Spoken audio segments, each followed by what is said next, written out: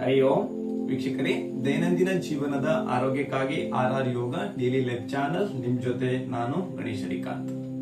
ಇವತ್ತಿನ ದಿನಗಳಲ್ಲಿ ಎಲ್ಲರಲ್ಲೂ ಸರ್ವೇ ಸಾಮಾನ್ಯವಾಗಿ ಕಾಣಿಸಿಕೊಳ್ಳುವಂತ ಸಮಸ್ಯೆಯಾದಂತ ಸಯಾಟಿಕ ನೋವಿನ ಬಗ್ಗೆ ನಾವು ತಿಳಿದುಕೊಳ್ಳೋಣ. ಈ ಸಯಾಟಿಕ ಪೇನ್ ಹೇಗೆ ಕಾಣಿಸಿಕೊಳ್ಳುತ್ತೆ ಮತ್ತೆ ಈ ಸಯಾಟಿಕ ಪೇನ್ ಅನ್ನ ನಿವಾರಣೆ ಮಾಡಿಕೊಳ್ಳಲು ಸಹಾಯವಾಗುವಂತಹ ಕೆಲವೊಂದು ಆಸನವನ್ನ ಈ ವಿಡಿಯೋದಲ್ಲಿ ನಾವು ತಿಳಿದುಕೊಳ್ಳೋಣ. ಬನ್ನಿ ವೀಕ್ಷಕರೇ, ಈಗ ಸಯಾಟಿಕ ಪೇನ್ ಹೇಗೆ ಕಾಣಿಸಿಕೊಳ್ಳುತ್ತೆ ಅನ್ನೋದನ್ನ ತಿಳಿದುಕೊಳ್ಳೋಣ. ನಮ್ಮ ಬೆನ್ನಿನ ಕೆಳಭಾಗದಿಂದ ಶುರು ಆದಂತಹ ಈ ಪೇನ್ ನಮ್ಮ ಸಂಪೂರ್ಣ ಕಾಲಿನ ಭಾಗಕ್ಕೆ ವ್ಯಾಪಿಸುತ್ತೆ. ಈ ಸಯಾಟಿಕ ಪೇನ್ ಬಂದಾಗ ನಿಮ್ಗೆ ನಡೆದಾಡುವಾಗ, ಕುಳಿತುಕೊಳ್ಳುವಾಗ ಮತ್ತೆ ಮಲಗುವಾಗ ಪೇನಿನ ಸಮಸ್ಯೆಯನ್ನ ಕಾಣಿಸ್ಕೊಳ್ಳುತ್ತೆ. ಈ ಸಯಾಟಿಕ ಪೇನ್ ಹೇಗೆ ಕಾಣಿಸ್ಕೊಳ್ಳುತ್ತೆ ಅನ್ನೋದನ್ನ ತಿಳಿದುಕೊಳ್ಳೋಣ. ನೀವು ಹೆಚ್ಚಾಗಿ ನಿಂತು ಅಥವಾ ಕುಳಿತು ಕೆಲಸ ಮಾಡುವುದರಿಂದ ಸಯಾಟಿಕ ಪೇನ್ ಕಾಣಿಸ್ಕೊಳ್ಳುತ್ತೆ.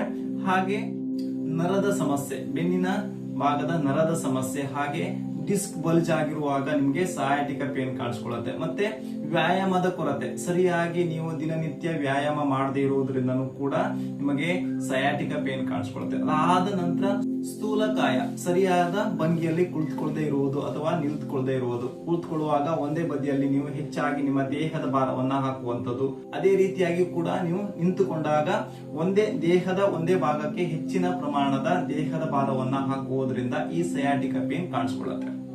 ಇವತ್ತಿನ ಈ ವಿಡಿಯೋದಲ್ಲಿ ನಾನು ಕೆಲವೊಂದು ಆಸನವನ್ನ ಹೇಳ್ತಾ ಇದ್ದೀನಿ. ಈ ಆಸನವನ್ನ ನೀವು ದಿನನಿತ್ಯ ನಿಯಮಿತವಾಗಿ ಅಭ್ಯಾಸ ಮಾಡೋದ್ರಿಂದ ನಿಮಗೆ ಕಾಣಿಸ್ಕೊಳ್ಳುವಂತ ಸಯಾಟಿಕ ಪೇನ್ ಅನ್ನ ನಿವಾರಣೆ ಮಾಡಿಕೊಳ್ಬಹುದು. ಇವತ್ತು ಹೇಳುವಂತ ಈ 6 ಆಸನವನ್ನ ನೀವು ನಿಯಮಿತವಾಗಿ ಅಭ್ಯಾಸ ಮಾಡೋದ್ರಿಂದ ನಿಮಗಿರುವಂತ ಸಯಾಟಿಕ ಪೇನ್ ಅನ್ನ ನಿವಾರಣೆ ಮಾಡಿಕೊಳ್ಳುವುದಲ್ಲದೆ ಶಾಶ್ವತವಾಗಿ ಪರಿಹಾರವನ್ನ ಕಂಡುಕೊಳ್ಳಬಹುದು. ಬನ್ನಿ, ಈಗ ನಾವು ಮೊದಲನೇ ಆಸನವನ್ನ ಅಭ್ಯಾಸ ಮಾಡೋಣ. ಮೊದಲನೇ ಆಸನವನ್ನ ಅಭ್ಯಾಸ ಮಾಡಲು ಮೊದಲು ನಾವು ವಜ್ರಾಸನದ ಸ್ಥಿತಿಗೆ ಬರೋಣ. ವಜ್ರಾಸನದ ಸ್ಥಿತಿ. ಈಗ ಮೊದಲನೇ ಆಸನ ಕ್ಯಾಟ್ ಅಂಡ್ ಕೌ ಪೋಸ್ಚರ್ ಅನ್ನ ಅಭ್ಯಾಸ ಮಾಡೋಣ. ಕ್ಯಾಟ್ ಅಂಡ್ ಕೌ ಪೋಸ್ಚರ್ ಅನ್ನ ಅಭ್ಯಾಸ ಮಾಡಲು 2 ಕೈಗಳನ್ನ ಮುಂದಕ್ಕೆ ಚಾಚ್ತಾ ಟೇಬಲ್ ಟಾಪ್ ಪೋಸ್ಚರ್ ಬನ್ನಿ. ಇಲ್ಲಿ ನಿಮ್ಮ ಹಸ್ತ, ನಿಮ್ಮ ಮಂಡಿ ಹಾಗೂ ನಿಮ್ಮ ಪಾದ ಒಂದೇ ಸರಳ ರೇಖೆಯಲ್ಲಿ ಇರಬೇಕು. ಉಸಿರನ್ನ ತೆಗೆದುಕೊಳ್ತಾ ನಿಧಾನವಾಗಿ ನಿಮ್ಮ ತಲೆಯನ್ನ ಮೇಲಕ್ಕೆ ಎತ್ತಬೇಕು. ಹಾಗೆ ನಿಮ್ಮ ಲೋವರ್ ಬ್ಯಾಕ್ ಅನ್ನ ಮೇಲಕ್ಕೆ ಲಿಫ್ಟ್ ಮಾಡಿ, ಹಾಗೆ ಮಿಡಲ್ ಬ್ಯಾಕ್ ಅನ್ನ ಕೆಳಗಡೆ ಪುಷ್ ಮಾಡಬೇಕು. ಹಾಗೆ ಉಸಿರನ್ನ ಹೊರ ಹಾಕ್ತಾ ನಿಧಾನವಾಗಿ ನಿಮ್ಮ ಬೆನ್ನಿನ ಭಾಗವನ್ನ ರೌಂಡ್ ಶೇಪ್ ತೆಗೆದುಕೊಂಡು ಬನ್ನಿ. ನಿಮ್ಮ ಗದ್ದವನ್ನ ನಿಮ್ಮ ಕಾಲರ್ ಬೋನ್ಗೆ ತಾಗಿಸಲು ಪ್ರಯತ್ನಿಸಿ. ಈ ರೀತಿಯಾಗಿ ನೀವು 10 to 15 ಟೈಮ್ಸ್ ಪುನರಾವರ್ತನೆಯನ್ನ ಮಾಡಿ. ಈ ಕ್ಯಾಟ್ ಅಂಡ್ ಕೌ ಪೋಸ್ಚರ್ ಅನ್ನ ಅಭ್ಯಾಸ ಮಾಡೋದ್ರಿಂದ ನಿಮ್ಮ ಸಂಪೂರ್ಣ ಬೆನ್ನಿನ ಭಾಗ ಹಾಗೆ ಬೆನ್ನಿನ ಭಾಗದ ಮಾಂಸಖಂಡ ಉತ್ತಮವಾಗಿ ವ್ಯಾಯಾಮ ಸಿಗೋದ್ರಿಂದ ಬಲಿಷ್ಠವಾಗಿ ಸಯಾಟಿಕ ಪೇನ್ ಅನ್ನ ನಿವಾರಣೆ ಮಾಡಿಕೊಳ್ಳಲು ಸಹಾಯವಾಗುತ್ತೆ.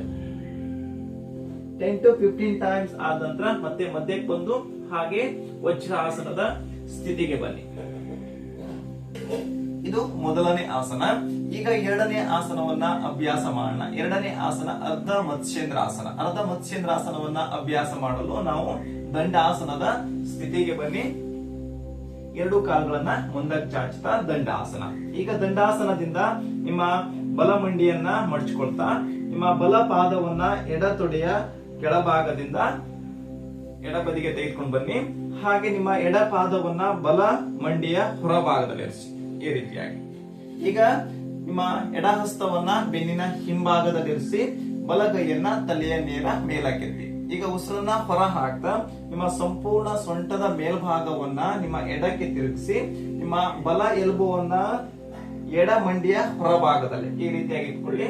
ಹಾಗೆ ನಿಮ್ಮಿಂದ ಎಷ್ಟು ಸಾಧ್ಯವಾಗುತ್ತೋ ಟ್ವಿಸ್ಟ್ ಮಾಡ್ತಾ ಹಿಂದಕ್ಕೆ ನೋಡಿ. ಅರ್ಧ ಮತ್ಸ್ಯೇಂದ್ರಾಸನ. ಈ ಆಸನವನ್ನ ಅಭ್ಯಾಸ ಮಾಡುವುದರಿಂದ ಸಂಪೂರ್ಣ ನಿಮ್ಮ ನರಗಳಿಗೆ ಉತ್ತಮವಾದ ವ್ಯಾಯಾಮ ಸಿಗುತ್ತೆ. ಹಾಗೆ ರಕ್ತ ಪರಿಚಲನೆ ಸುಧಾರಿಸುವುದರಿಂದ ಸಯಾಟಿಕ ಪೇನ್ ಅನ್ನ ನಿವಾರಣೆ ಮಾಡಿಕೊಳ್ಳಲಿಕ್ಕೆ ಸಹಾಯವಾಗುತ್ತೆ. ಈ ಆಸನವನ್ನ ನೀವು 30 ಸೆಕೆಂಡ್ಸ್ ಹೋಲ್ಡ್ ಮಾಡಿ. ಇಲ್ಲಿ ಸಾಧ್ಯವಾದಷ್ಟು ನಿಮ್ಮ ಉಸಿರಾಟ ಸಹಜವಾಗಿರ್ಲಿ. 30 ಸೆಕೆಂಡ್ಸ್ ಹೋಲ್ಡ್ ಆದ ನಂತರ ಮತ್ತೆ ಉಸಿರನ್ನ ತೆಗೆದುಕೊಳ್ತಾ ಬಲಗೈಯನ್ನ ನಿಧಾನವಾಗಿ ಮೇಲಕ್ಕೆತ್ತಿ ಹಾಗೆ ಉಸಿರನ್ನ ಹೊರ ಹಾಕ್ತಾ ಕೈಯನ್ನ ಕೆಳಗಡೆ ಇಳಿಸ್ತಾ 2 ಕಾಲುಗಳನ್ನ ನೇರ ಮಾಡಿ ಮತ್ತೆ ದಂಡಾಸನದ ಸ್ಥಿತಿಗೆ ಬನ್ನಿ. ಇದು ಒಂದು ಬದಿಗೆ. ಇದೇ ರೀತಿಯಾಗಿ ನೀವು ಇನ್ನೊಂದು ಬದಿಗೆ ಅಭ್ಯಾಸ ಮಾಡಿ. ಇದು ಎರಡನೇ ಆಸನ. ಈಗ ಮೂರನೇ ಆಸನವನ್ನ ಅಭ್ಯಾಸ ಮಾಡೋಣ. ಮೂರನೇ ಮತ್ತು ನಾಲ್ಕನೇ ಆಸನವನ್ನ ಅಭ್ಯಾಸ ಮಾಡೋದು ನಾವು ಹೊಟ್ಟೆ ಮೇಲೆ ಮಲಗಿಕೊಳ್ಳುವಂತ ಸ್ಥಿತಿಗೆ ಬರೋಣ. ಹೊಟ್ಟೆ ಮೇಲೆ ಮಲಗಿಕೊಳ್ಳುವಂತಹ ಸ್ಥಿತಿ.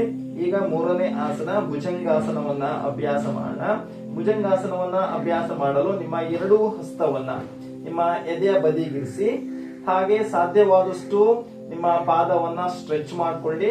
ಉಸಿರನ್ನ ತೆಗೆದುಕೊಳ್ತಾ ನಿಧಾನವಾಗಿ ಮೊದಲು ನಿಮ್ಮ ತಲೆಯ ಭಾಗ, ಅದಾದ ನಂತರ ನಿಮ್ಮ ಎದೆಯ ಭಾಗ, ಹಾಗೆ ನಿಮ್ಮ ಹೊಕ್ಕಳಿನ ಮೇಲ್ಭಾಗವನ್ನ ನಿಮ್ಮಿಂದ ಎಷ್ಟು ಸಾಧ್ಯವಾಗುತ್ತೋ ಅಷ್ಟು ಮೇಲಕ್ಕೆತ್ತಿ, ಹಾಗೆ ನಿಮ್ಮ ಶೋಲ್ಡರ್ ಅನ್ನ ಹಿಂದಕ್ಕೆ ರೋಲ್ ಮಾಡ್ಕೊಳ್ಳಿ. ಚೆಸ್ಟ್ ಅನ್ನ ಓಪನ್ ಮಾಡಿ ಮುಂದಕ್ಕೆ ಅಥವಾ ಮೇಲಕ್ಕೆ ನೋಡಿ ಭುಜಂಗಾಸನ. ಈ ಆಸನವನ್ನ ಅಭ್ಯಾಸ ಮಾಡೋದ್ರಿಂದ ನಿಮ್ಮ ಸಂಪೂರ್ಣ ಸೊಂಟದ ಭಾಗ ಹಾಗೆ ನಿಮ್ಮ ಬೆನ್ನಿನ ಭಾಗಕ್ಕೆ ಉತ್ತಮವಾದ ವ್ಯಾಯಾಮ ಸಿಗತ್ತೆ. ಬೆನ್ನಿನ ಭಾಗದಲ್ಲಿರುವಂತ ಮತ್ತೆ ನಿಮ್ಮ ಸೊಂಟದ ಭಾಗದಲ್ಲಿರುವಂತ ನೋವನ್ನ ಕಡಿಮೆ ಮಾಡಿ ಸಯಾಟಿಕ ಪೇನ್ ಅನ್ನ ನಿವಾರಣೆ ಮಾಡಿಕೊಳ್ಳಲು ಈ ಆಸನ ಸಹಾಯ ಮಾಡುತ್ತೆ. ಈ ಸ್ಥಿತಿಯಲ್ಲಿ ನೀವು ಸಹಜವಾಗಿ ಉಸಿರಾಟವನ್ನ ಮಾಡ್ತಾ 30 ಸೆಕೆಂಡ್ಸ್ ಅಥವಾ 10 ಸೆಕೆಂಡ್ಸ್ ಹೋಲ್ಡ್ ಮಾಡಿ. 10 ಸೆಕೆಂಡ್ಸ್ ಹೋಲ್ಡ್ ಆದ ನಂತರ ಮತ್ತೆ ನಿಧಾನವಾಗಿ ದೇಹದ ಮೇಲ್ಭಾಗವನ್ನ ಕೆಳಗಡೆ ಇಳಿಸ್ತಾ ಮೊದಲಿನ ಸ್ಥಿತಿಗೆ ಬನ್ನಿ. ಇದು ಮೂರನೇ ಆಸನ. ಈಗ ನಾಲ್ಕನೇ ಆಸನವನ್ನ ಅಭ್ಯಾಸ ಮಾಡಿ. ನಾಲ್ಕನೇ ಆಸನವನ್ನ ಅಭ್ಯಾಸ ಮಾಡಲು ನಿಮ್ಮ ಎರಡೂ ಹಸ್ತವನ್ನ ತೊಡೆಯ ಕೆಳಭಾಗದಲ್ಲಿ ಇಟ್ಕೊಳ್ಳಿ. ಹಸ್ತ ಕೆಳಮುಖವಾಗಿರ್ಲಿ.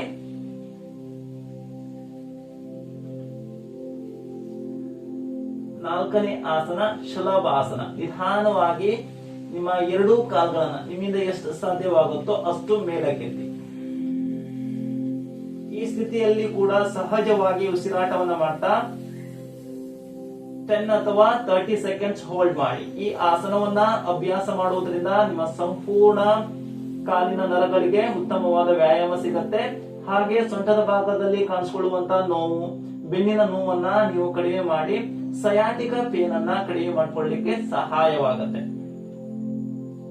10 ಅಥವಾ 30 ಸೆಕೆಂಡ್ಸ್ ಹೋಲ್ಡ್ ಆದ ನಂತರ ಮತ್ತೆ ನಿಧಾನವಾಗಿ ಕಾಲನ್ನ ಕೆಳಗಡೆ ಇಳಿಸ್ತಾ ಕೈಯನ್ನ ರಿಲೀಸ್ ಮಾಡಿ, ಹಾಗೆ ಸ್ವಲ್ಪ ಹೊತ್ತು ಮಕರಾಸನದಲ್ಲಿ ವಿಶ್ರಾಂತಿಯನ್ನ ತೆಗೆದುಕೊಳ್ಳಿ. ಇದು 3 ಮತ್ತು 4ನೇ ಆಸನ. ಈಗ 5 ಮತ್ತು 6ನೇ ಆಸನವನ್ನ ಅಭ್ಯಾಸ ಮಾಡಲು ಬೆನ್ನಿನ ಮೇಲೆ ಮಲಗಿಕೊಳ್ಳುವಂತಹ ಸ್ಥಿತಿಗೆ ಬನ್ನಿ. ಈಗ 5ನೇ ಆಸನವನ್ನ ಅಭ್ಯಾಸ ಮಾಡೋಣ. ಸಯಾಟಿಕ ಪೇನ್ ಅನ್ನ ನಿವಾರಣೆ ಮಾಡಿಕೊಳ್ಳಲು ಸಹಾಯ ಮಾಡುವಂತ 5ನೇ ಆಸನ ಸೇತುಬಂಧಾಸನ. ಸೇತುಬಂಧಾಸನವನ್ನ ಅಭ್ಯಾಸ ಮಾಡಲು ನಿಮ್ಮ ಎರಡೂ ಮಂಡಿಯನ್ನ ಮಡಚಿಕೊಳ್ತಾ ನಿಮ್ಮ ಹಿಮ್ಮಡಿಯನ್ನ ಪೃಷ್ಠಭಾಗದ ಮುಂಭಾಗಕ್ಕೆ ತೆಗೆದುಕೊಂಡು ಬನ್ನಿ. ಸಾಧ್ಯವಾದ್ರೆ ನಿಮ್ಮ ಎರಡು ಹಸ್ತದಿಂದ ನಿಮ್ಮ ಆಂಕಲ್ ಜಾಯಿಂಟ್ ಅನ್ನ ಇಟ್ಕೊಳ್ಬೇಕು. ನಿಧಾನವಾಗಿ ಉಸಿರನ್ನ ತೆಗೆದುಕೊಳ್ತಾ ಸಾಧ್ಯವಾದಷ್ಟು ನಿಮ್ಮ ಸೊಂಟದ ಭಾಗವನ್ನ ಮೇಲಕ್ಕೆ ಲಿಫ್ಟ್ ಮಾಡಿ. ಈ ಸ್ಥಿತಿಯಲ್ಲಿ ಕೂಡ ಸಹಜವಾಗಿ ಉಸಿರಾಟವನ್ನ ಮಾಡ್ತಾ 10 ಅಥವಾ 30 ಸೆಕೆಂಡ್ಸ್ ಹೋಲ್ಡ್ ಮಾಡಿ. ಈ ಆಸನವನ್ನ ಅಭ್ಯಾಸ ಮಾಡುವುದರಿಂದ ಸಂಪೂರ್ಣ ನಿಮ್ಮ ಸೊಂಟದ ಭಾಗ ಹಾಗೆ ಪೃಷ್ಠ ಭಾಗಕ್ಕೆ ಉತ್ತಮವಾದ ವ್ಯಾಯಾಮ ಸಿಗತ್ತೆ. ಮತ್ತೆ ನಿಮ್ಮ ಸೊಂಟದ ಭಾಗದಲ್ಲಿ ಕಾಣಿಸಿಕೊಳ್ಳುವಂತಹ ನೋವು ಹಾಗೆ ಸಯಾಟಿಕ ಪೇನ್ ಅನ್ನ ನಿವಾರಣೆ ಮಾಡಿಕೊಳ್ಳಲು ಸಹಾಯವಾಗುತ್ತೆ. 10 ಅಥವಾ 30 ಸೆಕೆಂಡ್ಸ್ ಹೋಲ್ಡ್ ಆದ ನಂತರ ಮತ್ತೆ ನಿಧಾನವಾಗಿ ನಿಮ್ಮ ಸೊಂಟದ ಭಾಗವನ್ನ ಕೆಳಗಡೆ ಇಳಿಸ್ತಾ ಎರಡೂ ಕಾಲನ್ನ ನೇರ ಮಾಡಿ ಮೊದಲಿನ ಸ್ಥಿತಿಗೆ ಬನ್ನಿ. ಈಗ ಕೊನೆಯ ಆಸನ 6ನೇ ಆಸನವನ್ನ ಅಭ್ಯಾಸ ಮಾಡೋಣ. ಪವನ ಮುಕ್ತಾಸನ. ಇಲ್ಲಿ ನಾವು ಪವನ ಮುಕ್ತಾಸನವನ್ನ 2 ರೀತಿಯಾಗಿ ಅಭ್ಯಾಸ ಮಾಡಬಹುದು. ಏಕಪಾದ ಪವನ ಮುಕ್ತಾಸನ ಮತ್ತೆ ದ್ವಿಪಾದ ಪವನ ಮುಕ್ತಾಸನ. ಈಗ ಮೊದಲನೇದಾಗಿ ನಾವು ಏಕಪಾದ ಪವನ ಮುಕ್ತಾಸನವನ್ನ ಅಭ್ಯಾಸ ಮಾಡೋಣ. ಬಲಮಂಡಿಯನ್ನ ಮಡಚಿಕೊಳ್ತಾ ಬಲಮಂಡಿಯನ್ನ ನಿಮ್ಮ ಎದೆಯ ಮುಂಭಾಗಕ್ಕೆ ತೆಗೆದುಕೊಂಡು ಬನ್ನಿ. ಎರಡೂ ಕೈಯಿಂದ ನಿಮ್ಮಿಂದ ಸಾಧ್ಯವಾದಷ್ಟು ನಿಮ್ಮ ಬಲಗಾಲನ್ನ ಹಕ್ ಮಾಡಿ ಅಂಡ್ ಹೋಲ್ಡ್ ಮಾಡಿ. ಈ ಸ್ಥಿತಿಯಲ್ಲೂ ಕೂಡ ನೀವು ಸಹಜವಾಗಿ ಉಸಿರಾಟವನ್ನು ಮಾಡ್ತಾ 10 ಅಥವಾ 30 ಸೆಕೆಂಡ್ಸ್ ಹೋಲ್ಡ್ ಮಾಡಿ. ಈ ಆಸನವನ್ನ ಅಭ್ಯಾಸ ಮಾಡೋದ್ರಿಂದ ನಮ್ಮ ಸಂಪೂರ್ಣ ಬೆನ್ನಿನ ಭಾಗ, ನಮ್ಮ ಹೊಟ್ಟೆಯ ಭಾಗಕ್ಕೆ ಉತ್ತಮವಾದ ವ್ಯಾಯಾಮ ಸಿಗತ್ತೆ. ಅದೇ ರೀತಿಯಾಗಿ ಈ ಆಸನದಿಂದ ಇನ್ನೊಂದು ಲಾಭವನ್ನ ಕೂಡ ನಾವು ಪಡೆದುಕೊಳ್ಬಹುದು. ನಮಗಿರುವಂತ ಗ್ಯಾಸ್ಟ್ರಿಕ್ ಸಮಸ್ಯೆಯನ್ನ ನಾವು ಕೂಡ ಈ ಆಸನದಿಂದ ನಾವು ಕಡಿಮೆ ಮಾಡ್ಕೊಳ್ಳಿಕ್ಕೆ ಸಹಾಯವಾಗುತ್ತೆ. 10 ಅಥವಾ 30 ಸೆಕೆಂಡ್ಸ್ ಹೋಲ್ಡ್ ಆದ ನಂತರ ಮತ್ತೆ ನಿಧಾನವಾಗಿ ಕೈಯನ್ನ ರಿಲೀಸ್ ಮಾಡ್ಕೊಳ್ತಾ ಕಾಲನ್ನ ನೇರ ಮಾಡಿ ಮೊದಲಿನ ಸ್ಥಿತಿಗೆ ಬನ್ನಿ. ಈಗ ಇನ್ನೊಂದು ಬದಿಗೆ ಅಭ್ಯಾಸ ಮಾಡೋಣ. ಎಡಮಂಡಿಯನ್ನ ಮಡಚಿಕೊಳ್ತಾ ಎಡಮಂಡಿಯನ್ನ ಎದೆಯ ಹತ್ರ ತೆಗೆದುಕೊಂಡು ಬನ್ನಿ. ಎರಡೂ ಕೈಯಿಂದ ನಿಮ್ಮ ಎಡಗಾಲನ್ನ ಹಗ್ ಮಾಡಿ ಸಾಧ್ಯವಾದಷ್ಟು ಈ ಸ್ಥಿತಿಯಲ್ಲಿ ಸಹಜವಾಗಿ ಉಸಿರಾಟವನ್ನ ಮಾಡ್ತಾ 10 ಅಥವಾ 30 ಸೆಕೆಂಡ್ಸ್ ಹೋಲ್ಡ್ ಮಾಡಿ.